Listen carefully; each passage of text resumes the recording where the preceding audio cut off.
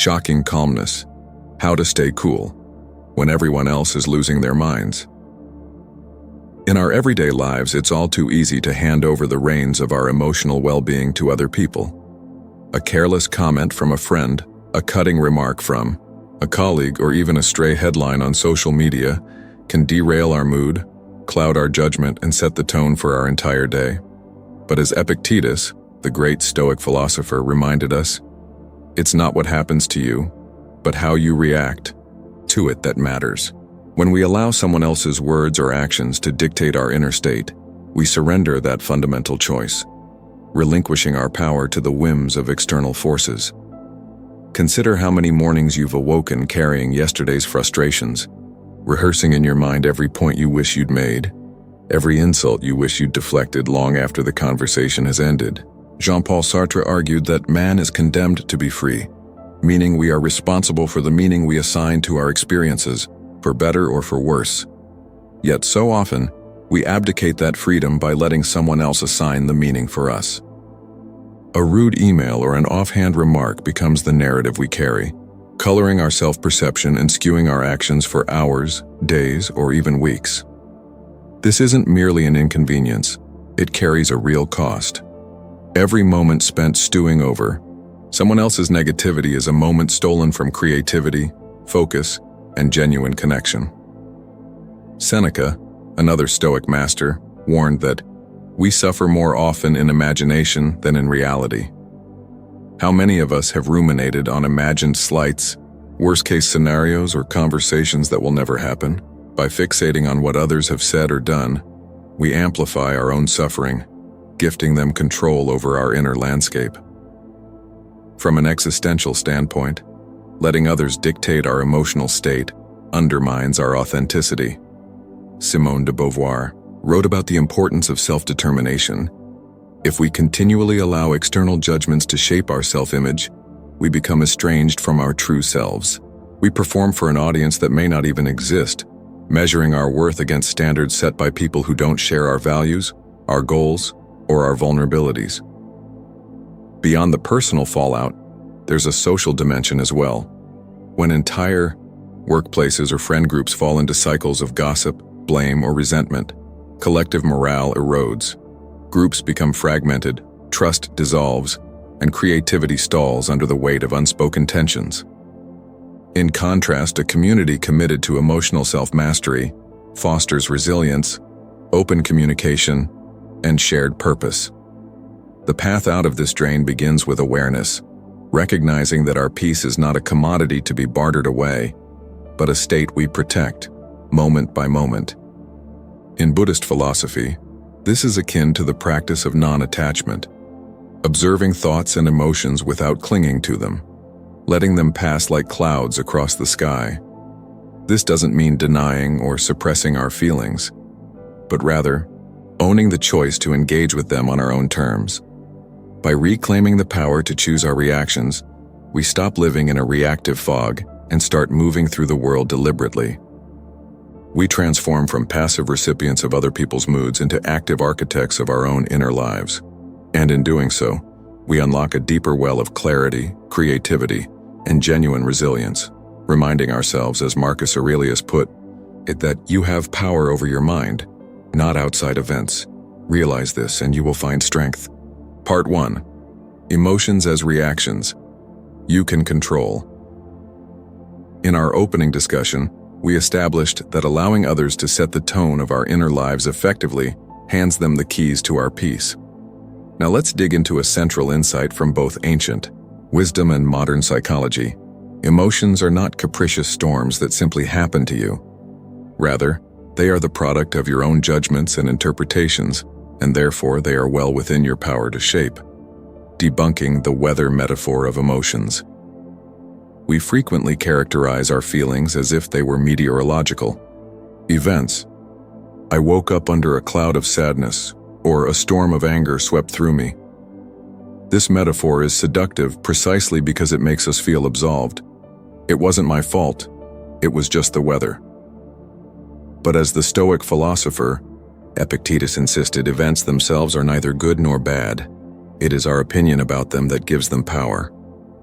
If emotions were truly like the weather, external uncontrollable forces, then none of us could ever cultivate inner stability. In fact, by describing emotions as external phenomena, we cement a narrative of helplessness. We tell ourselves, "My anger hit me out of nowhere," or "My anxiety just came over me." Yet both neuroscience and Stoic practice teach otherwise. Emotion arises in the space between an event and your interpretation of that event. You see a red brake light flick on, you think, "That driver is a menace," and within seconds you feel your pulse race. The emotional chain is, first, something happens, then you have a thought about it. Next, you experience a feeling, and finally, you take action. By recognizing that your thoughts play a central role in this chain, you regain the power to step in and change how you respond. Emotions are not random storms, they are reactions you choose. Marcus Aurelius, writing in his Meditations repeatedly, reminds himself that, if you are distressed by anything external, the pain is not due to the thing itself, but to your estimate of it, and this you have the power to revoke at any moment. Here Marcus highlights the radical freedom we all possess, the capacity to pause between stimulus and response, and to choose our own meaning. Jean-Paul Sartre echoed this in the 20th century: "Man is condemned to be free." In other words, whether we feel elation or despair, it is not because of some cosmic decree, but because we have given that situation certain importance. Even anger, an emotion often treated as involuntary, arises from our own valuation. As Seneca puts it, anger, if not restrained, is frequently more hurtful than the injury that provokes it. Recognizing that we are the authors of our emotional scripts means we can rewrite them. Cognitive science confirms what the Stoics taught centuries ago. By reframing our thoughts, we alter the neural pathways that give rise to emotion. In practical terms, this means that each time you notice the first stirrings of rage or anxiety, you have the option to interject. You can choose to label the feeling as an opportunity to practice calm, or a signal that I'm imposing a story onto a neutral event. Over time, these small interventions build what psychologists call emotional granularity, the skill of noticing subtle differences between your feelings, which in turn grants you greater mastery over how those feelings propel you. Traffic. Example: rage versus calm. Let's bring this down to earth with a concrete scenario. You're on your way to an important meeting, and another driver abruptly cuts you off. Two people in identical circumstances can have wildly different reactions. Person A slams on the horn, shouts obscenities, and replay the incident obsessively on the drive home.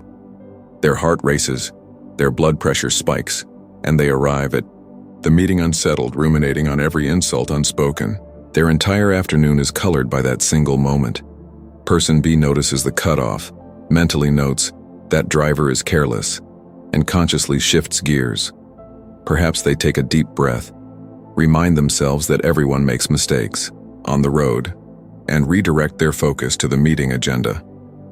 Their physiological arousal subsides. They preserve both calm and clarity. What distinguishes A from B is not luck or temperament, it's self-control. Aristotle, in his Nicomachean Ethics, called this the virtue of sophrosyne, often translated as temperance or moderation. Temperance is not about denying emotion altogether, but about channeling it wisely.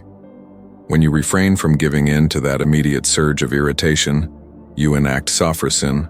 You neither ignore your feeling, nor let it dominate you. Practical steps to own your emotional reactions. Pause and label.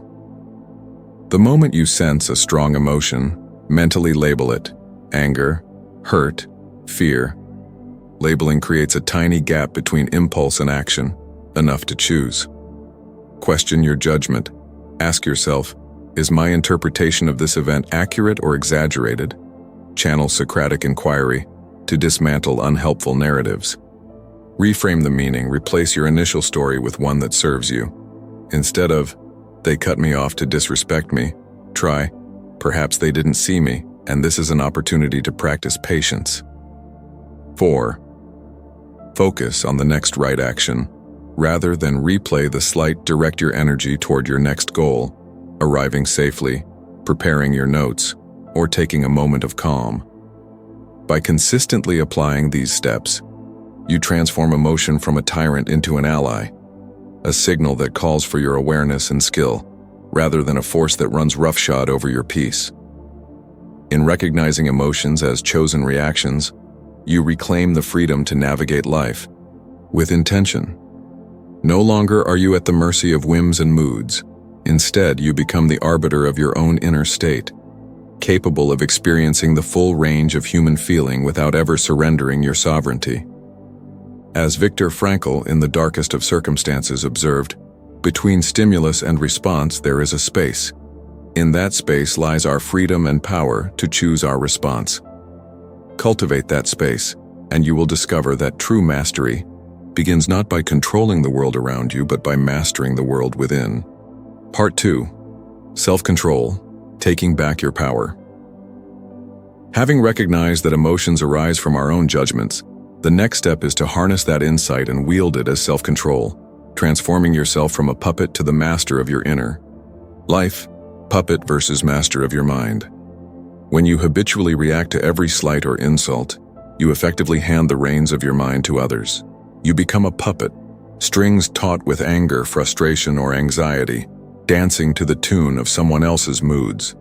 Søren Kierkegaard warned against living for the sake of others, because it severs you from authentic selfhood. Conversely, the master of the mind is the one who, upon hearing a cutting remark, pauses and decides whether the comment deserves a place in their inner courtroom. This mastery doesn't come naturally. It is built through repeated acts of deliberate restraint. The true cost of reacting: what you gain and what you lose. Every emotional outburst exacts a toll. Reacting in anger or defensiveness may feel empowering in the moment, an assertion of self. But in the long run, it costs you far more than it gains. Consider Aristotle's notion of eudaimonia, or flourishing. When you expend energy on reactivity, you deplete the very reserves you need for creativity, rational thought, and meaningful relationships. Loss of time. You replay the incident, craft rebuttals in your mind, and let bitterness mar hours of your day. Loss of clarity. Acute emotions. Cloud judgment. You make decisions from a place of agitation rather than calm consideration. Loss of respect. Others may see you as volatile, less reliable, or lacking in composure, qualities that erode social capital. On the flip side, self-control yields dividends: preserved energy. You redirect your mental resources toward genuine priorities. Enhanced focus. A calm mind sees solutions where a reactive mind sees only problems. Strengthened relationships. Colleagues, friends, and family learn to trust you as a stable presence rather than an unpredictable force. He who angers you controls you. The ancient proverb, often attributed to Saint Jerome, captures a universal dynamic. If someone can reliably trigger you, they effectively hold power over your emotional state.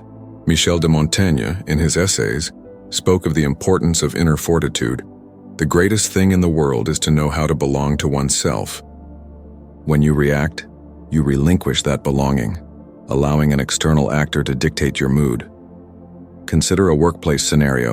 A coworker publicly criticizes your idea. If you bite back with a sharp retort, you may win the momentary victory of sounding clever, but you have also granted them control over your composure. Instead, imagine acknowledging the critique with calm curiosity. That's an interesting point. Let me think on it. In doing so, you assert that your emotional equilibrium is not for sale. The critic walks away bewildered, deprived of the gratifying spark they sought, while you maintain both dignity and power. Philosophical foundations of self-restraint. Across schools of thought, philosophers have extolled the virtue of self-restraint: Stoicism, Seneca, Epictetus, Marcus Aurelius. Self-control is the cornerstone of a tranquil life. Epictetus teaches that no man is free who is not master of himself. Aristotelian virtue.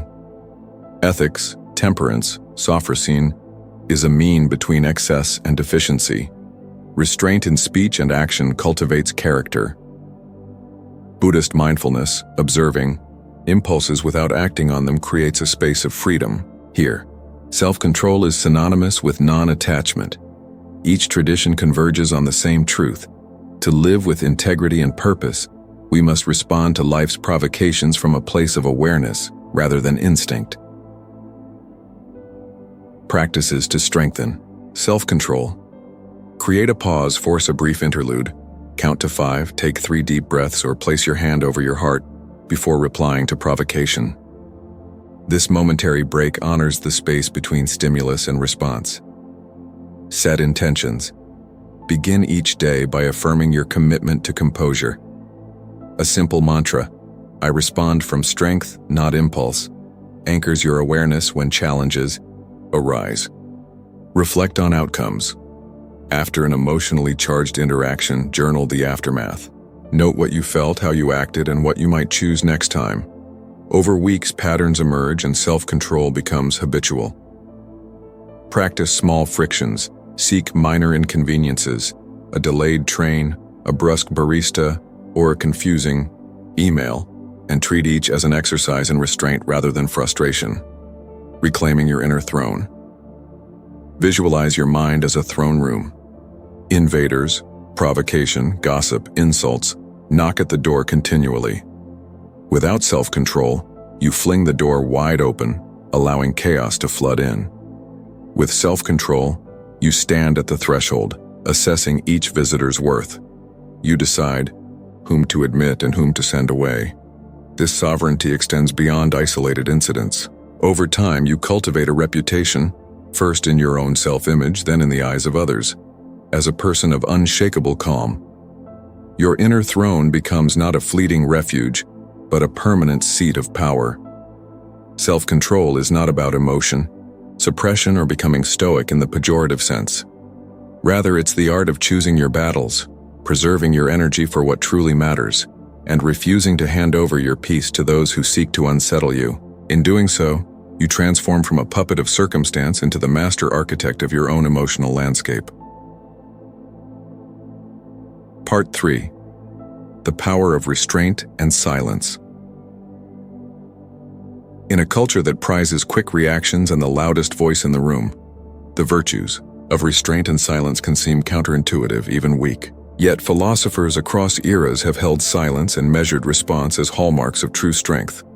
When we wield silence and restraint deliberately, we reclaim control over our own narrative, deny provocateurs their desired reaction, and demonstrate a level of self-mastery that words alone cannot convey.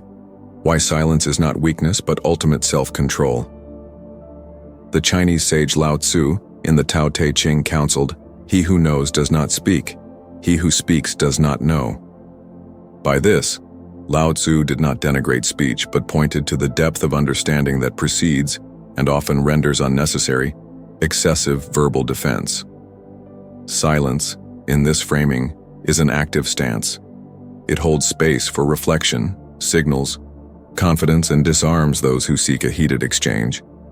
Similarly, the Stoics revered the discipline of measured speech. Epictetus taught that we have 2 ears and 1 mouth so that we can listen twice as much as we speak. By listening first, then pausing before responding, or choosing not to respond at all, we demonstrate mastery over impulse. We show that our inner equilibrium matters more than winning a debate or silencing a critic. Provocation scenario: smiling, nodding, and walking away. Imagine an altercation. Someone hurls an insult, raises their voice, wagers on your emotional reaction. Most of us feel the primal urge to strike back, to equalize their perceived slight.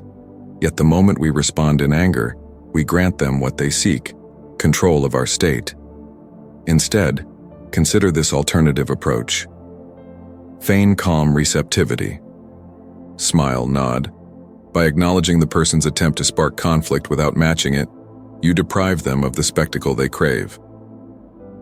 Hold grounded posture. Maintain steady eye contact and relaxed breathing. Your body language communicates that their words have no power over you. Exit gracefully. Walk away. Without a dramatic exit, simply disengage. This is not evasion, but an assertion. Your time and energy are reserved for more meaningful pursuits. Nietzsche. Observe that in individuals insanity is rare, but in groups, parties, nations, and epochs it is the rule. When someone tries to whip us into the frenzy of collective outrage, our silence becomes an island of rationality in a storm of emotion. Unpredictability is power. Philosopher Hannah Arendt wrote of the banality of evil, how the most destructive actors often follow predictable patterns, speaking with the same rhetoric, reacting in the same fury. In contrast, unpredictability renders you unassailable. When people cannot anticipate your response, they cannot manipulate you. Silence and restraint cultivate unpredictability.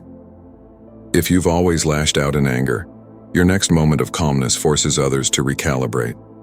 If you typically defend yourself at every slight, an unexpected quiet signals that you are guided by principles beyond mere wounded pride.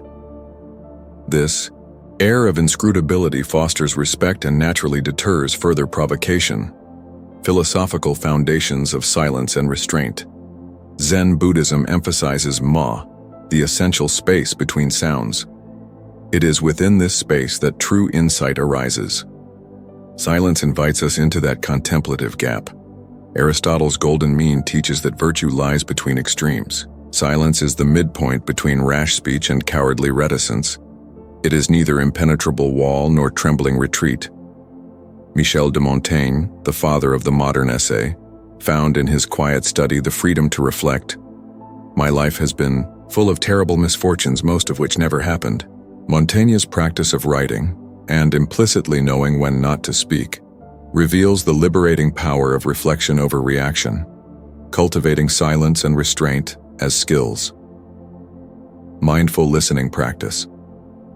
For one conversation each day, resolve to speak no more than 25% of the time, asking questions and reflecting rather than asserting your view. Scheduled quiet hours. Dedicate 30 minutes daily to sit in silence without distraction. No phone, no music, no reading. This trains the mind to relish stillness. Post-incident reflection.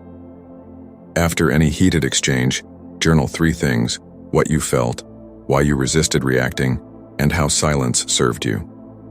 Over time, this reinforces the habit of restraint. Mantra of stillness.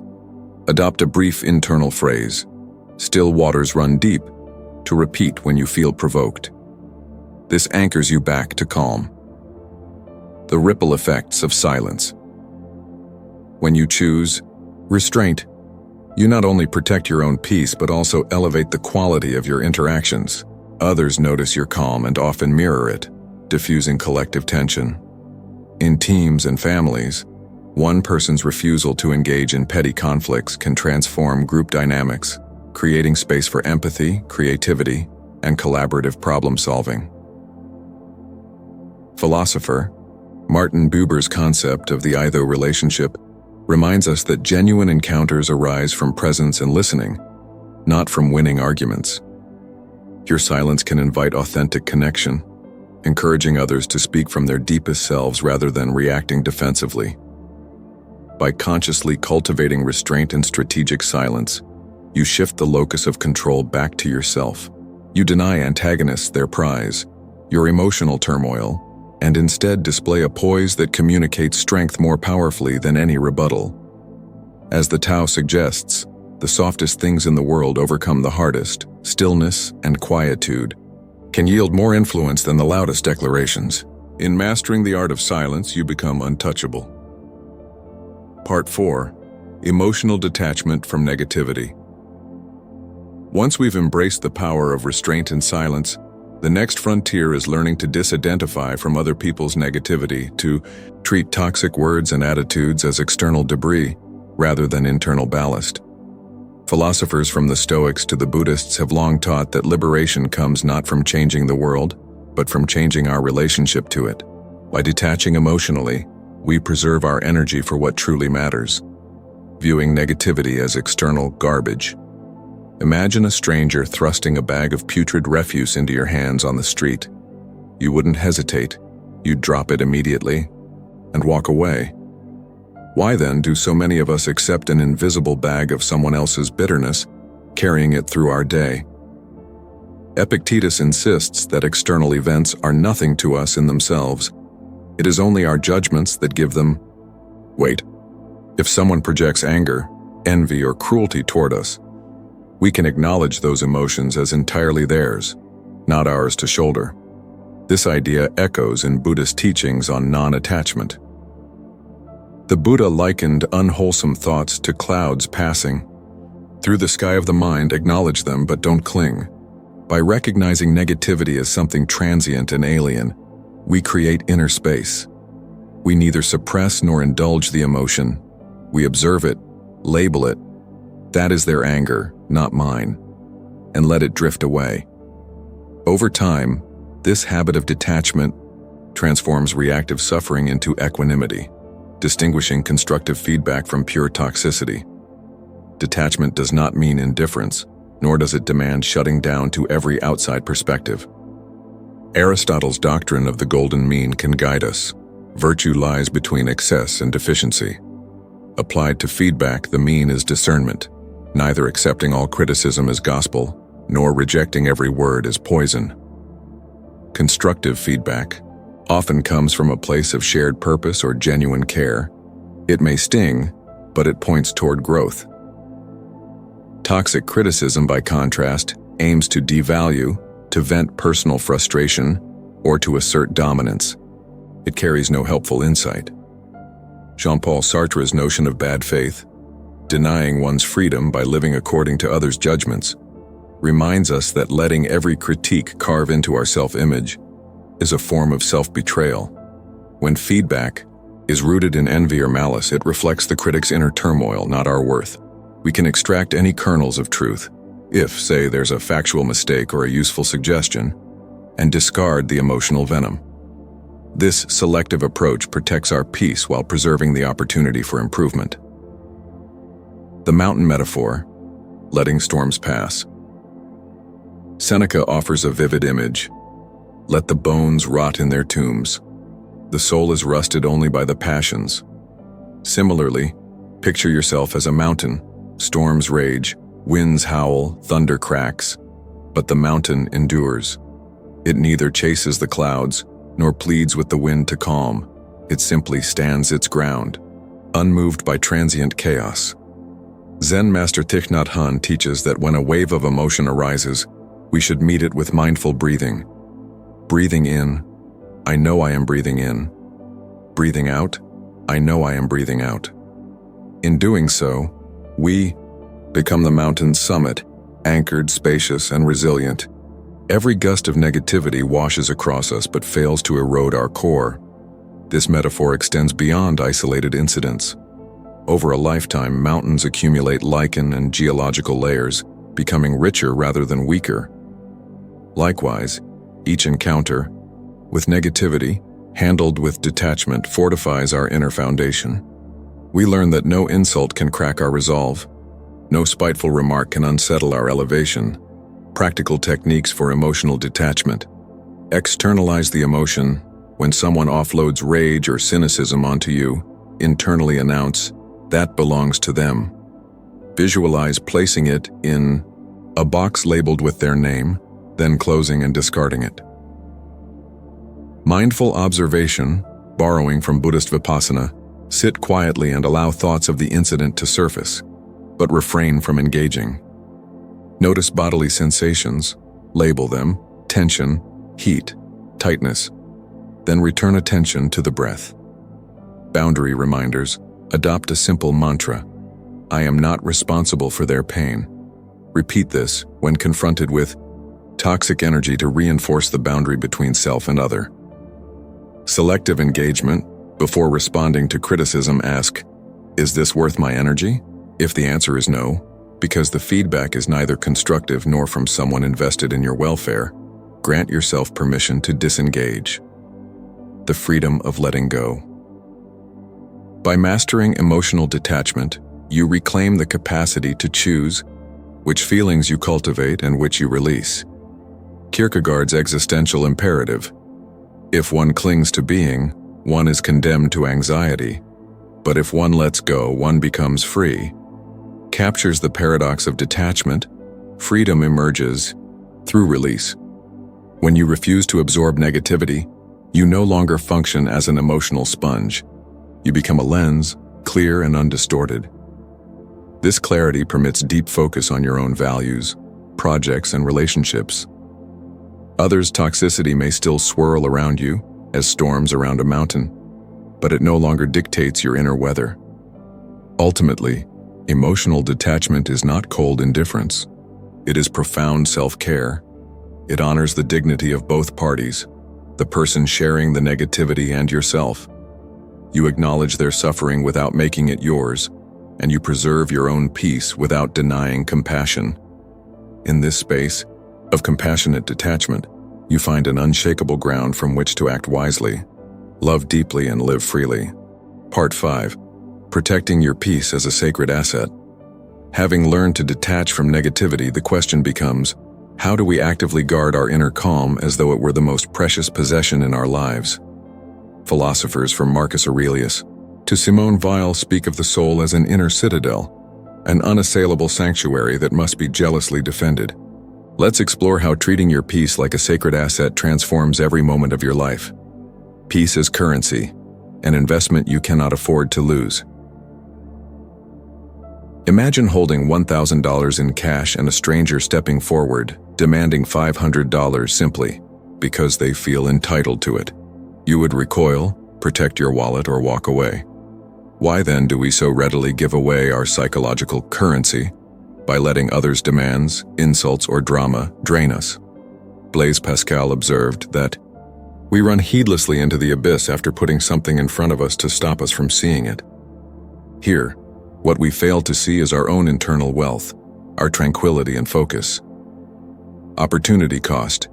Every emotional disturbance subtracts from your capacity to create, to love, and to solve problems.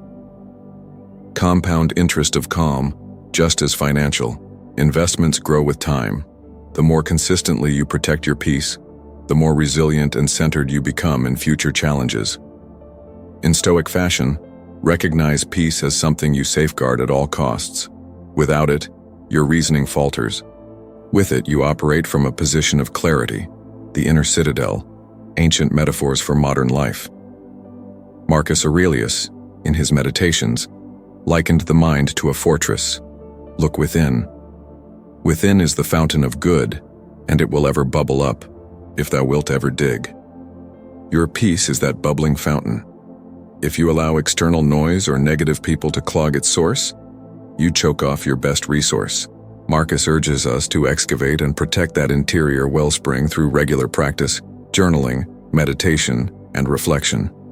Simone Weil described attention as a rare and sacred offering. Attention is the rarest and purest form of generosity.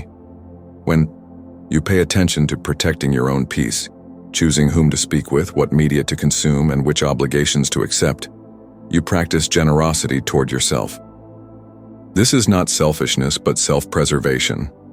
Daily tests, moments where peace is on the line. Each day presents countless opportunities to squander or safeguard your calm. Digital overload, a 24/7 news cycle, social feeds, and group chats vie for your attention. Philosophical insight. Viktor Frankl taught that between stimulus and response lies a space where freedom resides. If you scroll mindlessly, you effectively surrender that space to algorithms and echo chambers. Practice, schedule phone-free windows, lunchtime, early mornings, or pre-bed hours to reinforce that digital detachment. Reactive relationships. Family members, colleagues, or friends who thrive on drama may bait you into conflict. Descartes' inner citadel. René Descartes envisioned the self as a lone consciousness, capable of withdrawing from external disturbances. While you can't abandon relationships, you can cultivate an inner refuge, an unshakable seat of calm you return to before responding. Practice. When provoked, whisper internally, "I choose my own peace," then breathe and decide, engage, set a boundary, or disengage. Self-inflicted stress, perfectionism, comparison, or fear of missing out impose needless pressure. Jean-Jacques Rousseau on authenticity. What wisdom can you find that is greater than kindness? Kindness to yourself means rejecting unrealistic standards. Practice. At day's end, list 3 things you did well. Celebrate progress over perfection to fortify self-trust. By treating each scenario as a test of your internal vault, you practice small defenses that, over time, compile into formidable security. Philosophical practices for sacred self-guarding. Mindful boundary setting. Drawing on Kant's principle of autonomy, acting only according to maxims you'd will as universal law, establish clear personal boundaries, e.g., I will not respond to texts after 8 p.m. This formalizes your respect for your own time and energy. Rituals of renewal. Simone Weil emphasized attention. Thoreau retreated to Walden Pond for solitude. Create daily or weekly rituals, walking in nature, silent reading, or journaling, that renew your inner capital. Selective association. Nietzsche wrote, "Whoever fights monsters should see to it that in the process he does not become a monster." The inverse is true. If you surround yourself with negative influences, you risk assimilation. Periodically audit your social and professional circles. Foster relationships that uplift, challenge, and inspire. Reflective journaling. In the tradition of Marcus Aurelius and Montaigne, record moments when your peace was tested. Note what triggered you, how you reacted, and alternative responses you might take. Over time, patterns become apparent, and your self-guardianship grows more intuitive. The transformative impact of guarded peace. By consistently protecting your peace, you unlock profound benefits, enhanced creativity and productivity. A calm mind can pursue deep work without interruption. Improved relationships. When you model composure, you invite others to meet you on a higher level of discourse. Resilience in crisis. With a well-fortified inner citadel, external crises, economic downturns, health scares, or interpersonal conflict become challenges you navigate rather than traumas you absorb. Simone de Beauvoir asserted, "Change your life today. Don't gamble on the future. Act now, without delay." The same urgency applies to securing your peace. Every unguarded moment is an invitation for chaos. Every mindful boundary is a brick in the fortress of your well-being, commitment to your sacred asset. Understanding that peace is not a passive state but an active asset to be defended transforms how you live.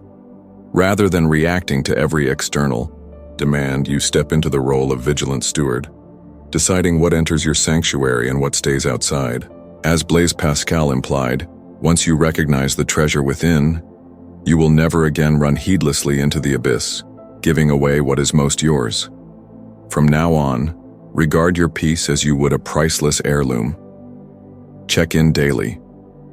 What have I allowed to enter my mind? What demands have I resisted? Are my rituals of renewal intact? By making these questions habitual, you ensure that your internal wealth, not external circumstances, dictates the quality of your life. And in that steadfast guardianship, you discover an unshakable foundation upon which every success, every joy, and every meaningful connection can securely rest. Part 6. Letting go to free yourself. Clinging to past hurts, grievances, or what should have been is like hauling around a heavy chain. Every step forward becomes laborious and your view of what lies ahead is obscured.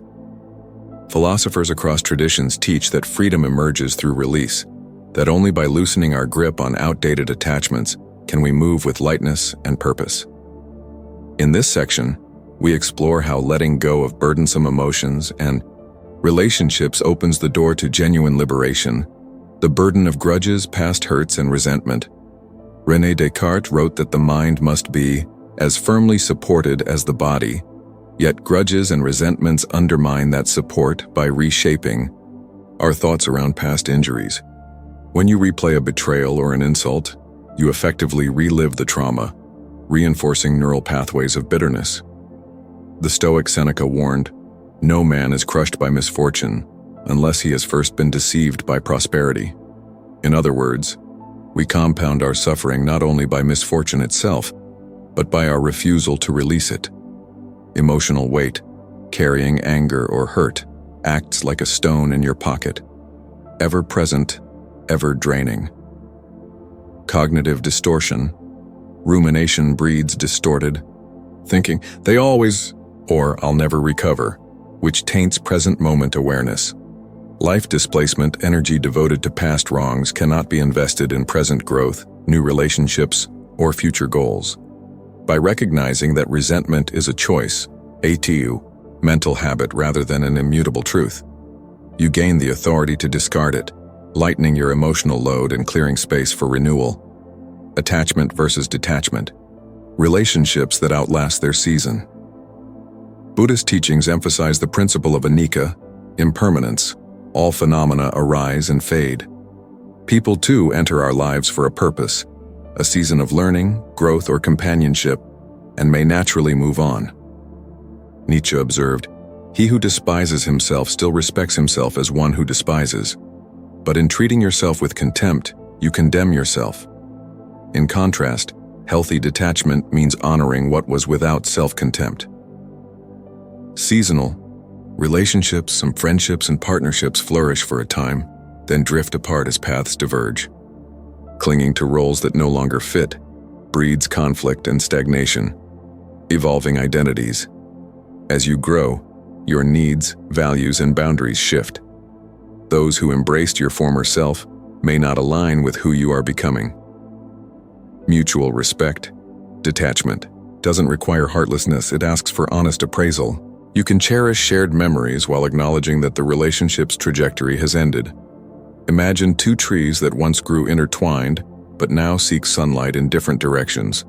Trying to force them to remain wedded will damage both trunks. Instead, gentle separation allows each to stretch toward its own canopy. The same principle applies to human bonds. Letting go can be an act of compassion, honoring both your well-being and the other person's. Closure is self-generated, not dependent on others. So many wait for an apology or an admission of wrongdoing before they permit themselves to heal. Simone Weil asserted that true attention is an act of love directed inward as much as outward.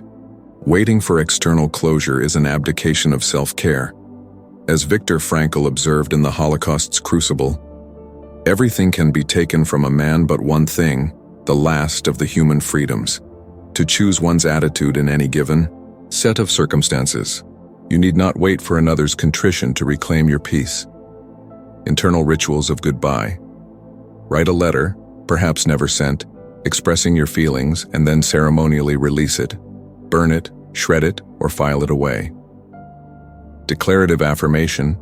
Stand before a mirror or journal the statement, "I choose to release you and reclaim my life."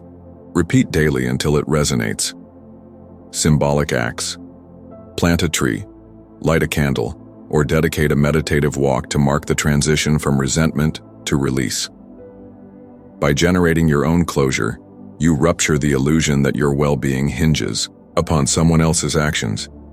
You assert your autonomy and remind yourself that peace is an inside job. Philosophical foundations of release. Stoic amendment.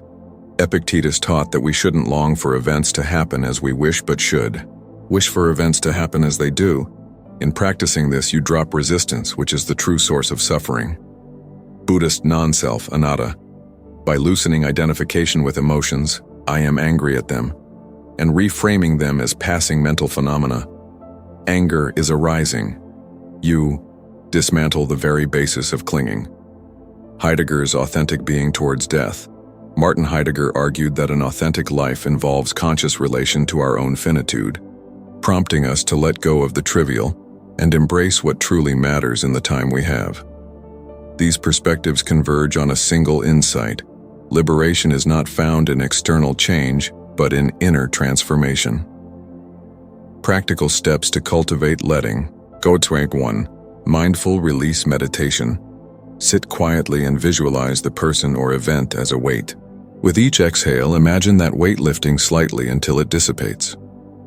Journaling, closure lists. Write 3 columns: what I cannot change, what I can learn, and how I choose to move forward. Focus daily on the I die. 3rd column. Gratitude for lessons learned. Frame each painful experience as a teacher. For example, a betrayal may have revealed your capacity for empathy or the importance of boundaries. Community support. Share your intention to release with a trusted friend, mentor, or therapist. Vocalizing your commitment reinforces accountability, the freedom that follows release. When you let go, you reclaim the energy once devoted to past grievances. That liberated vitality can be redirected toward creative projects, deeper relationships, or simply the pleasure of presence. As Jean-Paul Sartre asserted, freedom is what you do with what's been done to you. By choosing release, you transform past pain into a springboard for growth rather than a chain that binds you. In the hush that follows letting go, you discover your own voice, unshadowed by resentment. You step forward into life unencumbered, free to build, to love, and to explore with an open heart. Letting go is not an endpoint but a doorway, an invitation to reclaim your power and step into the fullest expression of your being. Part 7. Choosing your battles wisely. In the quest for emotional sovereignty, one of the most decisive skills is discernment, knowing which conflicts merit our energy and which are better left untouched. Philosophers from Aristotle to Sun Tzu have emphasized that not every fight is worth fighting. The art of life lies in picking your engagements so that your resources, time, attention, and emotional stamina, serve your highest aims. Passive versus active strength, when to respond and when to refrain. Aristotle's doctrine of the mean teaches virtue as the balance between 2 extremes. Applied to conflict, this means avoiding the deficiency of cowardice, never standing up for oneself, and the excess of rashness, reacting to every provocation. True courage is knowing when to act and when to hold back. Passive strength isn't weakness. It's the ability to refrain from useless skirmishes and protect your inner peace. Like a bonsai tree that grows slowly but with enduring stature, your silent resolve signals that you need not prove your worth in every exchange. Active strength arises when a genuine injustice or a meaningful principle is at stake. In those moments, speaking out or taking decisive action affirms your integrity and defends the boundaries you've set. Confucius counseled, "The superior man acts before he speaks, and afterwards speaks according to his action."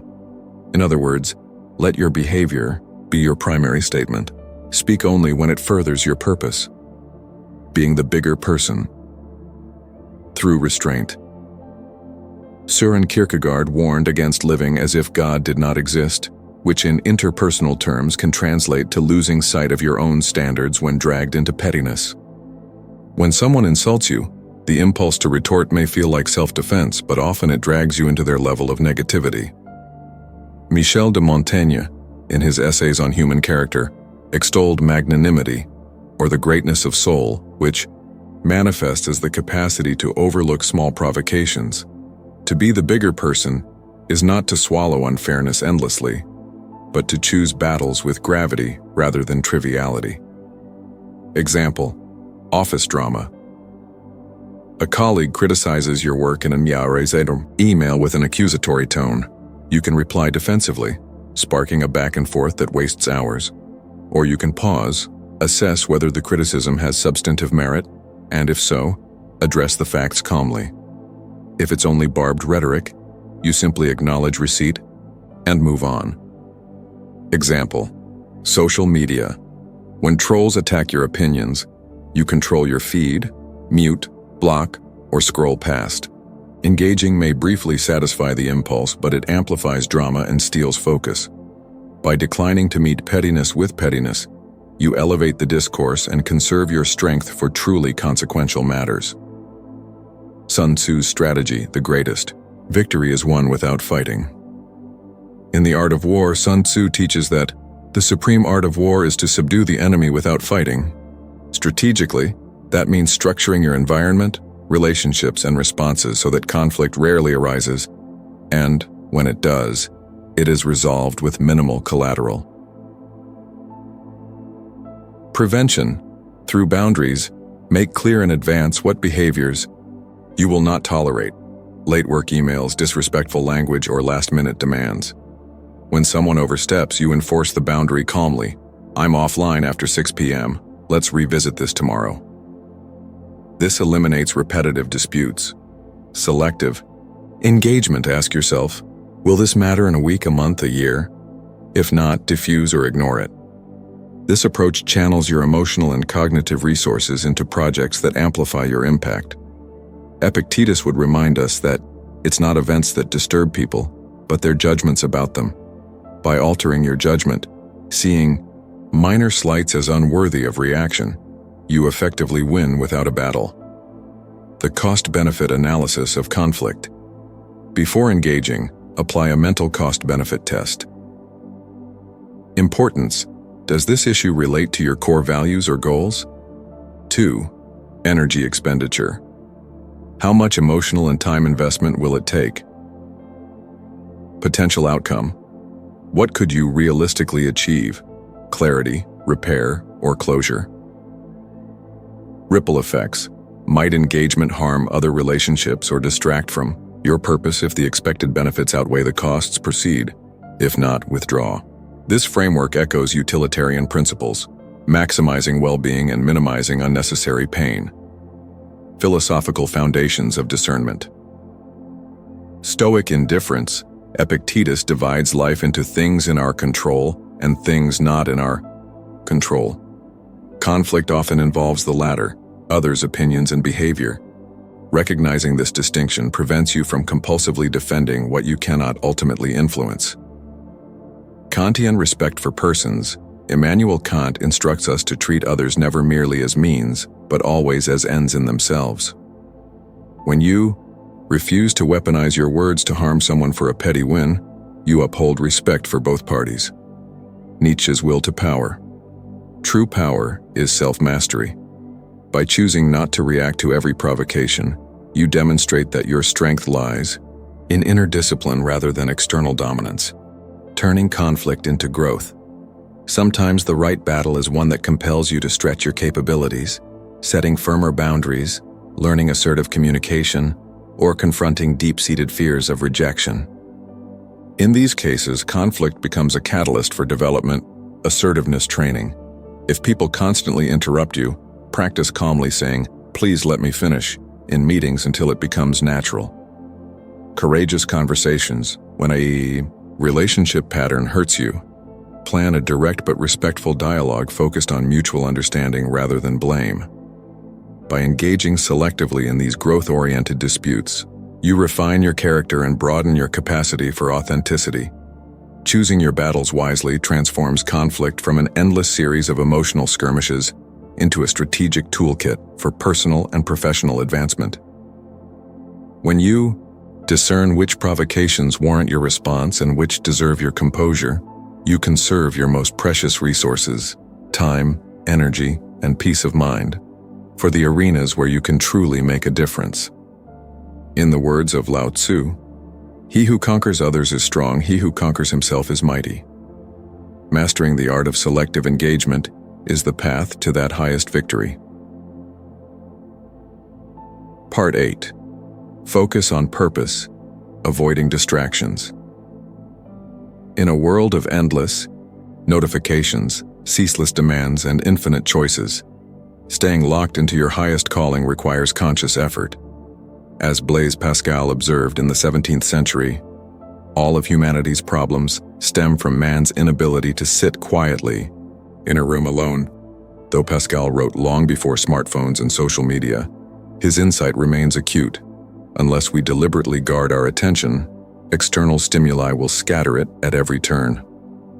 Philosophers, poets, and psychologists alike agree that undivided focus is the engine of achievement, and equally, that distractions are its mortal enemies, distractions as thieves of time and destiny. Time is the one resource we can never replenish, and yet modern life assails it on all sides. Every ping of a message, every breaking news banner, or every idle scroll chips away at the hours you could devote to your most meaningful work. Marcus Aurelius, the Stoic emperor, urged himself in Meditations, "Don't let your attention wander from your true purpose." By framing distraction as a betrayal of your deeper intent, Marcus elevates focus into a moral obligation rather than a mere productivity hack. Jean-Paul Sartre's existentialism underscores this urgency. Since we are condemned to be free, every moment we spend in unthinking diversion is a moment in which we fail to exercise our radical freedom. In Sartre's view, freedom is not a license for random choice, but the responsibility to choose deliberately, especially in how we allocate our attention. To fritter away our hours on trivialities is to abdicate our existential power. The importance of singular focus over scattered effort. Aristotle's concept of telos, purpose or end goal, implies that every action should serve a unified aim. A tree that bends toward the sun channels all its growth in one direction. A tree that splits its growth among 4 points becomes weak and stunted. Similarly, if you spread your mental energy across too many projects, causes, or conversations, you dilute your capacity to excel in any one domain. Cal Newport, a modern philosopher of work, terms this deep work, periods of uninterrupted concentration that produce work of high difficulty and high value. Newport's prescription echoes, Aristotle, to flourish, you must eliminate shallow tasks that fragment your day. When you commit to one meaningful task, writing a chapter, designing a prototype, or rehearsing a presentation, you honor your purpose and harness your potential. Discipline versus motivation, the Stoic path to consistency. Motivation ebbs and flows. It cannot be relied upon as a steady guide. As Epictetus taught, first say to yourself what you would be, and then do what you have to do. You may feel unmotivated, but discipline, cultivated through ritual and routine, carries you forward. The Stoics practiced daily exercises, morning reflection on duties, evening review of actions, and periodic meditation on death, memento mori, to sharpen resolve. Immanuel Kant, in his critique of practical reason, emphasized duty over inclination. Even if you feel no immediate pleasure in a task, fulfilling your duty to your larger aims builds character and propels you toward your telos. When you treat focus as a categorical imperative, that is, an unconditional command you issue to yourself, you transcend the fickleness of mood. Practical strategies to eliminate distractions. Time blocking. Philosophical rationale. Seneca counseled that, plan for what is difficult while it is easy. By scheduling discrete blocks for deep work and breaks, you create predictable structures that minimize decision fatigue. Application. Reserve 60-90 minutes in the morning for your most important project, and protect that window jealously from emails, calls, or social media. Environment design philosophical rationale. Lao Tzu said, shape clay into a vessel. It is the space within that makes it useful. By sculpting your workspace, removing distractions, decluttering surfaces, and silencing non-essential alerts, you craft an inner vessel conducive to focus. Application. Keep your desk clear, close browser tabs unrelated to your task, and switch your phone to do not disturb or place it in another room. Single tasking. Philosophical rationale. Kierkegaard warned against chainsawing life into bits, lamenting how modernity compels us to juggle too many roles at once. True presence demands that you commit fully to one activity at a time. Application. When reading, read only. When writing, write only. Use simple timers, Pomodoro technique, to reinforce periods of undivided attention. Rituals of renewal. Philosophical rationale. Simone Weil spoke of attention as the purest form of generosity, both to oneself and to others. By weaving brief meditative or walking breaks between work sessions, you honor your need for restoration and return refreshed. Application. After each 90-minute focus block, stand up, stretch, take 3 mindful breaths, or step outside for 2 minutes of fresh air before diving back in. The role of social contracts in focus preservation.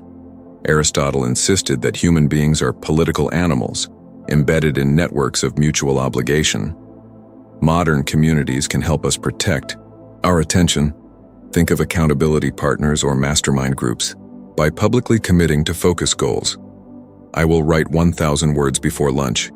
You leverage social honor to deter distraction. Moreover, digital minimalism can become a communal ethos among friends or colleagues. A team-wide agreement to check email only twice daily, or to hold smartphone-free meetings fosters collective discipline, reinforcing individual efforts. The payoff: creativity, mastery, and flow. When you eliminate distractions and channel your energy toward your highest projects, you open the gateway to flow, the state described by psychologist Mihaly Csikszentmihalyi, in which time seems to dissolve and work becomes effortless. Even centuries earlier, Plotinus wrote of a similar ecstasy in which the soul flies upward to God. While your work may not be divine, the experience of deep engagement bears a transcendent quality.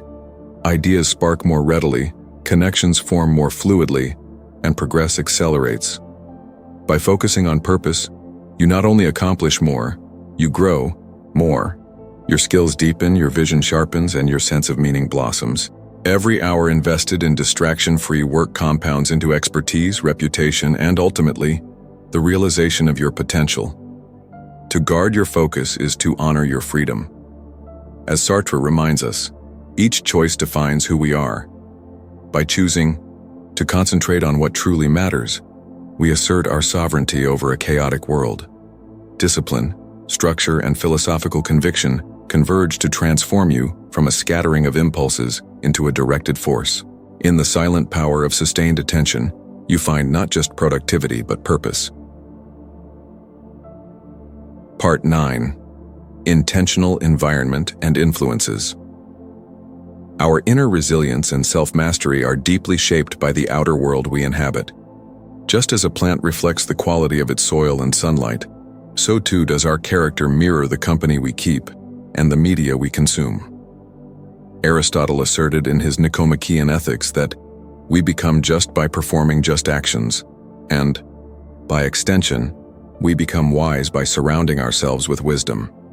To cultivate an unshakable inner life, we must therefore curate our environments, social, intellectual, and physical, with deliberate care. Surround yourself with positivity, people, media, habits. Simone Weil described attention as the rarest and purest form of generosity, and none of this generosity is more transformative than the attention we give to uplifting influences. Consider 3 domains. Interpersonal circle. Seneca warned, associate with people who are likely to improve you. Seek friends, mentors, and colleagues who embody the virtues you aspire to: discipline, kindness, curiosity. Their optimism and drive become a mirror and a magnet for your own. 2. Intellectual diet. Marcus Aurelius reminded himself, let the tone of your voice be that of one who is always mindful of the gravity of God. In modern terms, curate your news, books, and podcasts to elevate rather than deplete. Replace sensational clickbait with thoughtful essays. Replace endless gossip with philosophical or scientific inquiries. Daily routines. Aristotle believed that virtues are cultivated by habit. Rituals like morning meditation, regular exercise, or structured reading time infuse each day with stability. Over months and years, these habits harden into the unshakable pillars of your character. By weaving positivity into these interlocking circles, you create a reflective ecosystem in which your best self can flourish rather than flail. Unfollowing or distancing, pruning toxicity. Nietzsche famously warned, he who would learn to fly one day must first learn to stand and walk and run and climb and dance. One cannot fly into flying. Equally, one cannot rise if weighed down by toxic influences. Identify sources of negativity, recurring online arguments, draining acquaintances, media that sensationalizes fear, and prune them decisively. Digital detox. Unfollow or mute social media accounts that trigger comparison, outrage, or envy. Replace them with creators who model growth, compassion, or expertise in your field. Social boundaries. Politely but firmly limit interactions with people whose drama or cynicism consistently drags you down. Schedule shorter or more structured meetings, or decline invitations when your energy reserves demand protection. Environmental edits. Clear your workspace and home of clutter, reminders of past failures, or objects that symbolize unhealthy attachments. In the same way that a minimalist room feels spacious, an uncluttered mind can breathe. Marcus Aurelius treated each obstacle as a chance to practice virtue. Similarly, every toxic contact is a call to practice boundary setting. Pruning is not cruelty, it is kindness to your future self. Community of growth versus echo chamber of doubt.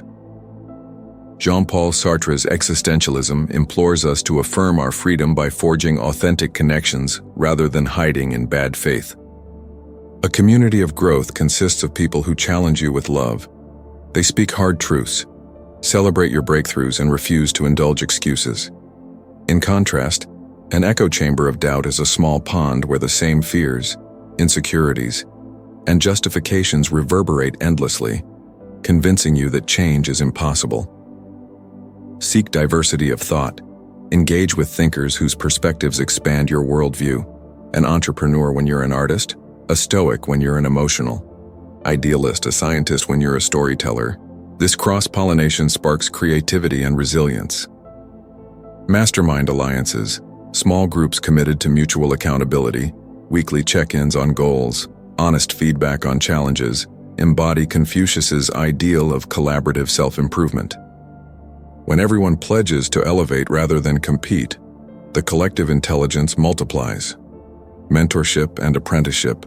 Find those farther along your path, figuratively or literally, and learn from both their successes and missteps. As Aristotle observed, we learn to act justly by practicing with just people. Likewise, we learn to think expansively by studying with broad-minded teachers. By embedding yourself in a community that prizes growth, you inoculate yourself against the stagnation of self-doubt. You gain not only encouragement, but also the practical wisdom that comes from shared experience. Philosophical foundations of curating influences. Plato's allegory of the cave. Just as prisoners mistake shadows for reality, so can we mistake lowbrow media or destructive relationships for the fullness of life.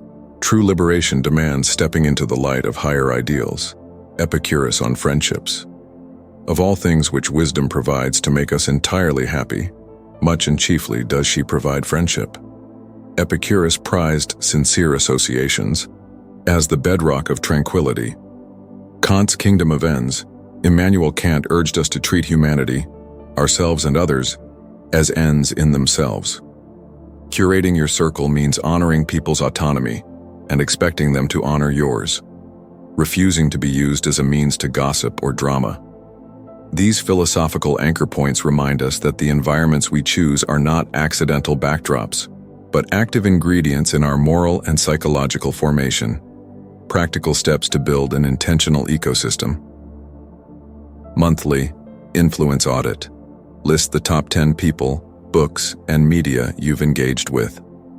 Rate each on whether they inspire growth, plus, or sap energy, and resolve to expand the plus list and eliminate or reduce the current items.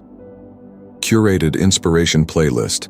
Assemble a rotating mix of podcasts, TED Talks, or music that elevates your mood and sparks new ideas. Play it during commutes or work sessions to reinforce positive neural pathways. Accountability partnerships. Pair with a peer who shares your values to exchange weekly reflections. What you've learned, what's draining you, and what goals you'll tackle next. Physical decluttering. Commit to a one-in, one-out rule for possessions.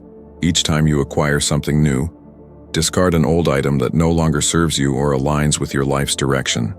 Curating an intentional environment is an act of self-respect and strategic foresight. By consciously choosing who you spend time with, what you consume, and how you arrange your physical and social landscapes, you elevate your capacity for focus, creativity, and joy. As Plato might say, emerge from the cave of incidental influences into the sunlight of deliberate choice, and watch your life shine with renewed purpose. Part 10. Daily mental training. As a blacksmith tempers steel through repeated heating and hammering, so must we train our minds daily if we wish to forge unshakable inner strength. Philosophers from Aristotle to Nietzsche have emphasized that character is the product of habit, and our cognitive and emotional habits shape the trajectory of our lives. In this section, we explore why mental training is indispensable and how to practice it consistently. Your mind as a tool that must be sharpened. René Descartes argued in his Discourse on Method that reason is humanity's distinguishing gift. Yet, like any instrument, reason dulls without regular use. If you never exercise your capacity for focused thought, critical analysis, or creative imagination, your mental edge blunts. Similarly, Viktor Frankl, writing from a concentration camp, observed that, between stimulus and response, there is a space that only disciplined attention can enlarge. Treat your mind like you would a precious implement. Schedule time each day to hone its facets, clarity, resilience, and adaptability, so that it remains sharp, flexible, and ready to meet life's challenges. Habits that weaken versus habits that strengthen. Just as poor nutrition erodes physical health, unwholesome mental habits degrade your inner well-being. Among the most insidious are endless scrolling and passive consumption. Like junk food for the brain, mindless browsing fills your attention with fleeting stimuli, but offers no lasting nourishment. Rumination on negatives. Replaying grievances or worst-case scenarios deepens neural pathways of anxiety and resentment. Idle gossip and comparison, discussing others' faults or measuring yourself against artificial standards, fosters envy and distracts from self-improvement. Contrast deliberate mental exercises cultivate resilience and focus. Reflective journaling. Aristotle maintained that knowing yourself is the beginning of all wisdom. Recording your thoughts, emotions, and insights daily strengthens self-awareness and uncovers patterns to refine. Reading. Challenging texts, engaging with philosophy, literature, or technical material stretches comprehension, deepening neural connections, and fostering intellectual humility. Mindfulness meditation. Drawing on Buddhist practice, even 5 to 10 minutes of observing breath and thoughts enhances emotional regulation and attention span. By replacing weakening habits with growth-oriented practices, you condition your mind to gravitate toward what empowers rather than depletes. Building resilience through Stoic and existential techniques. Resilience is not mere toughness. It is the capacity to adapt, recover, and even flourish in the face of adversity. Several time-tested practices support this. Negative visualization. Stoic premeditatio malorum. Marcus Aurelius advised picturing potential hardships, loss, disappointment, failure, as a way to inoculate the mind. When you mentally rehearse challenges, actual setbacks feel less threatening and your composure endures. Voluntary discomfort. Seneca recommended occasional fasting, cold showers, or physical exertion to remind yourself that comfort is not a right but a fleeting condition. By willingly embracing discomfort, you expand your threshold for adversity. Existential reflection. Jean-Paul Sartre and Simone de Beauvoir emphasized owning one's freedom. Spend a few minutes each morning contemplating that your choices shape your world. This reinforces accountability and prevents the learned helplessness that so often accompanies stress. These exercises prime the mind to navigate uncertainty with equanimity, transforming obstacles into opportunities for growth. Daily rituals for cognitive fortification. Consistency is the secret ingredient of mental training. Incorporate these rituals into your routine.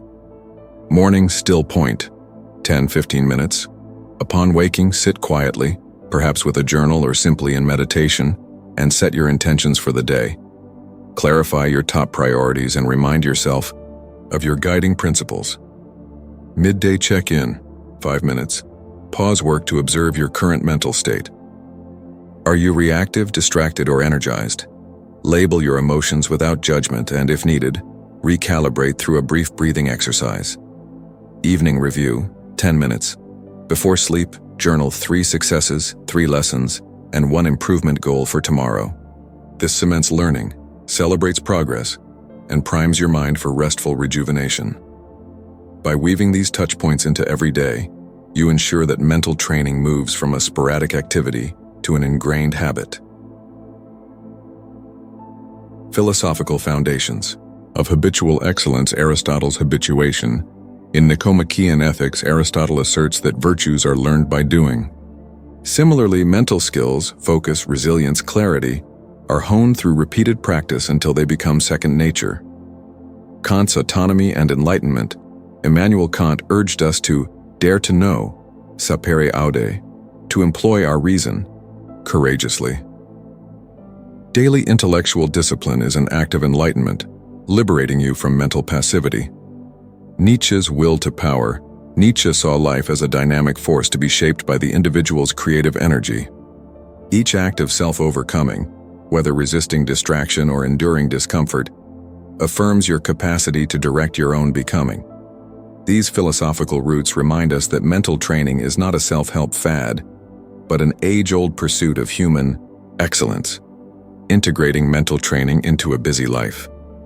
Even in the fiercest whirlwind of obligations, you can carve out micro-moments for mental work, commute learning, listen to audiobooks or TED Talks on topics that stretch your mind rather than mind-numbing playlists. Micro-meditations, pause at traffic lights or between meetings for a single inhalation-exhalation cycle, calming your nervous system. Mental. Rehearsal before a challenging conversation or presentation. Visualize the interaction going well, your confidence, clarity, and poise intact. Remember Seneca's counsel: we suffer more often in imagination than in reality. By directing your imagination through focused rehearsal, you preempt anxiety and bolster preparedness. The compound effect of consistent practice. Just as compounding interest turns modest savings into substantial wealth, the compound effect of daily mental training yields exponential returns. Each session of reflection, each moment of mindfulness, and each deliberate reading session incrementally strengthens neural pathways.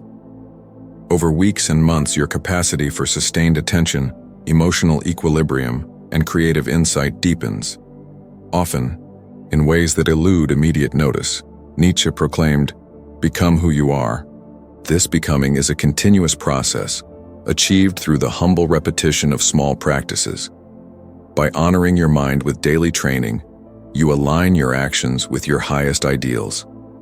And in doing so, you move inexorably toward the fullest expression of your potential. In the journey from emotional turbulence to unshakable calm, you've learned that true freedom lies not in changing external events, but in mastering your inner landscape. As Marcus Aurelius reminds us, you possess power over your mind, not outside events. By recognizing emotions as judgments you choose, exercising restraint and strategic silence, and detaching from others' negativity, you reclaim authority over your own well-being. Protecting your peace becomes a sacred practice, an investment that compounds over time, strengthening your resilience and clarity. Letting go of grudges and outdated attachments unburdens your spirit, freeing you to pursue what truly matters. When you choose your battles wisely, discerning which conflicts merit your energy, and lock in on your highest purpose with disciplined focus, you align every moment with your deepest values. Equally vital is the environment you cultivate. Surround yourself with people, media, and habits that uplift, challenge, and expand you. Daily mental training, through reflection, mindful pauses, and intentional learning, sharpens your mind into a reliable ally rather than a restless adversary. As Aristotle taught, excellence arises through habit. Each small exercise in self-control and clarity lays another brick in the fortress of your character. From this moment forward, each time you feel provoked, remember the Stoic injunction to pause and choose your response. When distractions threaten your purpose, recall Sartre's charge to exercise your freedom deliberately. And whenever past wounds tug at your peace, echo Seneca's counsel to let go of what you cannot change. You are not at the mercy of circumstance or other people's moods. You are the architect of your own experience.